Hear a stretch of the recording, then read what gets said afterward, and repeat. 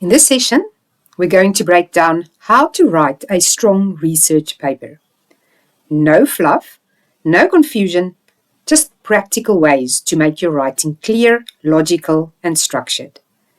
Since you're studying economics, it's even more important to communicate your ideas in a precise and professional way. Every great research paper has one clear argument that connects everything.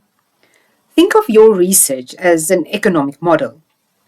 Your argument is the key assumption, and everything else in your paper builds on that. If your paper lacks this golden thread, it'll feel scattered and unfocused, making it hard for the reader to follow your argument. Economic writing is about clarity. If your sentences are long and complicated, your argument will get lost. Kind of like an economic forecast that predicts inflation and deflation just in case. A great trick?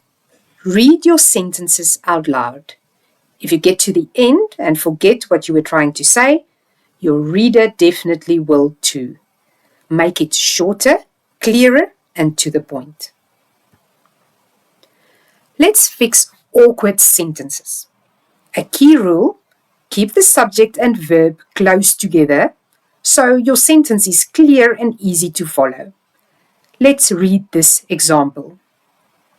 The central bank, after carefully reviewing inflation data and conducting multiple policy meetings with the economic advisors, decided to implement a contractionary monetary policy to curb inflation. By the time we reach decided to implement, we've already sat through a full policy briefing. But we still don't know what actually happened. Now, let's try the clearer version. The central bank implemented a contractionary monetary policy to curb inflation after reviewing inflation data and consulting economic advisors. Much better, right? The key action, implemented, now appears right after the subject, making the sentence quicker to understand. Moral of the story? Don't make your reader work harder than they have to. Your goal is clarity, not suspense. Small tweaks like this make a huge difference, especially in economics, where we already have enough complex theories to deal with. Think of paragraphs like well-structured economic arguments. They should be clear, logical, and focused on one key idea. Here's a well-structured example. Expansionary fiscal policy can boost economic growth during recessions.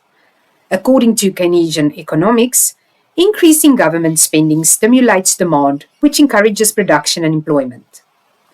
For instance, during the 2008 financial crisis, the US government introduced stimulus packages leading to a 4% GDP recovery within 2 years.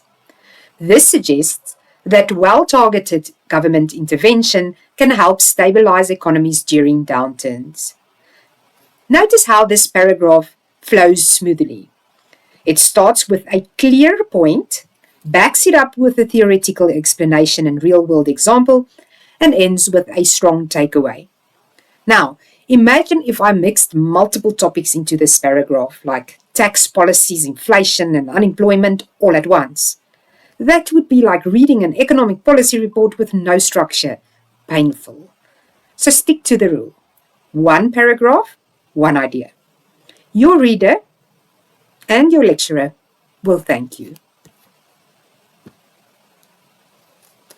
Now that we know a paragraph needs one clear idea, let's talk about how to structure it. There are 3 main ways to organize a paragraph. Number 1, by time. When describing events in the order they happened, this is great for economic history, policy changes, or financial crises. Number 2, by detail. When introducing a big concept first, then breaking it down into details, this works well for explaining theories, frameworks, or broad economic trends. By cause and effect. When showing how one thing leads to another, perfect for analyzing policies, inflation, interest rates, and all the fun stuff economists love. Each of these structures helps your writing flow logically and keeps your reader engaged. Let's look at them one by one. First up, by time. This structure is perfect when you're describing events that happened in a sequence. Think of it like a timeline. If you're writing about a financial crisis, trade policy evolution, or GDP growth over decades, this is the way to go. Let's take a look at an example. The 2008 financial crisis began with a collapse in the US housing market. Over the following months, major financial institutions faced liquidity crises, leading to government bailouts. By 2010, global economies implemented financial regulations to prevent future crises. This paragraph flows step by step, making it easy to follow. Imagine if we started with the bailouts, jumped back to the stock market crash, then talked about the reforms. Chaos. Keep events in order and your reader won't get lost. Next, we have by detail, which is great when explaining broad concepts before diving into specifics. Think of it like zooming in with a camera. You start with the big picture, then focus on the details. Here's an example. Trade liberalization has transformed global markets. By reducing tariffs and restrictions, countries have increased efficiency and competitiveness. For instance, the removal of trade barriers in the European Union led to significant economic growth. Notice how we start with the general idea, trade liberalization. Then we explain why it matters. And finally, we give a real-world example, the European Union. This structure is perfect when explaining economic theories or policies like fiscal stimulus or comparative advantage. If you throw details at your reader too soon, they might not understand the bigger picture. Start broad, then narrow down. Finally, let's talk about cause and effect, a classic in economics. Almost everything in the field is about how one thing influences another. Here's an example. A rise in oil prices increases production costs. As businesses face higher expenses, they may reduce output and pass costs on to customers, leading to inflation. This inflationary pressure can then lead central banks to raise interest rates to stabilize the economy. See how each sentence naturally leads to the next. It's like economic dominoes. One event triggers another, which then triggers another. Use this structure when explaining things like how interest rate hikes affects inflation, how government spending affects economic growth, how exchange rate fluctuations impact trade balances. Just remember, don't force a connection when there isn't one. Not everything is cause and effect. If your paragraph starts looking like a conspiracy theory, you might need to rethink the logic. Stick to real economic relationships. Now that we know how to structure paragraphs, let's talk about what goes inside them. Evidence. Good economics writing is not just opinions. It's backed by data, theory, and case studies. Here's an example of how to incorporate evidence smoothly. To reduce inflation, central banks often raise interest rates. According to Keynesian theory, higher interest rates discourage borrowing and spending, which slows down inflation. For instance, in 2022, the Federal Reserve increased rates to curb rising prices, leading to a slowdown in housing market activity. See how this works? We introduce a claim, support it with theory, and back it up with real-world data. Here's a tip. Be selective with your sources. If your evidence is weak, your argument won't hold up. Just like an economic model with bad assumptions. A research paper without signposting is like driving without road signs. You don't know where you're going. Signposting words help guide your reader through your argument. Let's look at some examples. Contrast. The Keynesian model suggests that government spending boosts demand. However, classic economists argue that markets self-correct without intervention. Adding information. The study found that a plant-based diet increased life expectancy. Furthermore, it reduced the risk of heart disease. Examples. Fiscal stimulus can boost economic growth. For example, during the 2008 financial crisis, stimulus packages helped prevent a deeper recession. Cause and effect. The central bank raised interest rates. As a result, inflation declined. Here's another tip. Use signposts wisely. If you start a sentence with however, but don't actually contrast anything, it confuses the reader. Make sure they guide, not distract. Imagine you're leading someone through an economic report.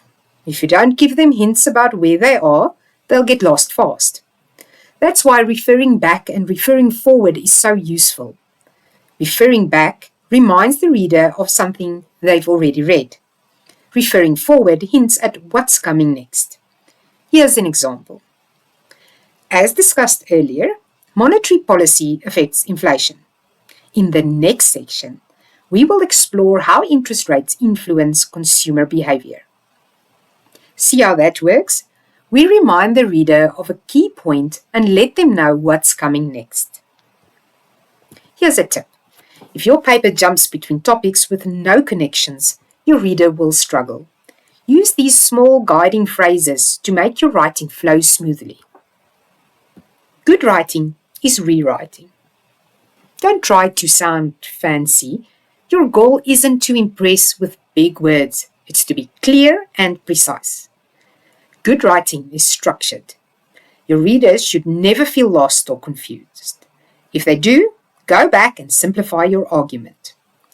The best economic research is easy to follow, logically structured, and well supported. If people can understand complex economic policies, they should be able to understand your research too. Strong academic paragraphs follow a clear structure. They start with an opening sentence that introduces the main idea, followed by supporting sentences that develop and strengthen the argument. Supporting sentences can explain a concept, define key ideas for clarity, define a process, they outline steps or methods, they summarize a theory, thus they provide an overview of relevant academic perspectives. They analyze evidence, interpret data or research findings. The key takeaway? Use supporting sentences to build a well-structured argument. Strong paragraphs rely on evidence and critical analysis to make your writing more persuasive and credible. Every mini argument in your paper should follow a clear structure. This helps make your writing logical, persuasive, and easy to follow. It should include claim. What are you arguing? Clearly state your main point. Reason. Why do you believe this? Explain your reasoning. Evidence. What research supports it? Use credible sources to back up your claim. Critical analysis. What does the evidence really tell us? Go beyond summarizing. Interpret the findings and consider limitations. A good way to check if your argument is strong is to think from the reader's perspective. They will ask, why? What is your reason? Prove it. Where's your evidence? So what? Why does this matter? If your writing answers these questions clearly, then your argument is well structured and persuasive. Let's see how this works in economic writing. Increasing interest rates slows down inflation. Reason: higher borrowing costs reduce spending and investment. Evidence: in 2022, the US Federal Reserve raised interest rates and inflation fell from 9.1% to 3.4% within a year. World Bank 2023. Critical analysis. However, higher rates also slowed economic growth and increased unemployment, raising concerns about recession risks.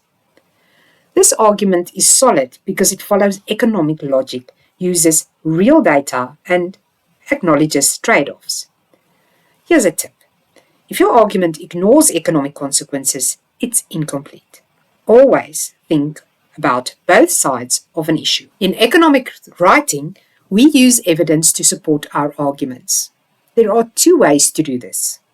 Quoting, use the author's exact words, but sparingly.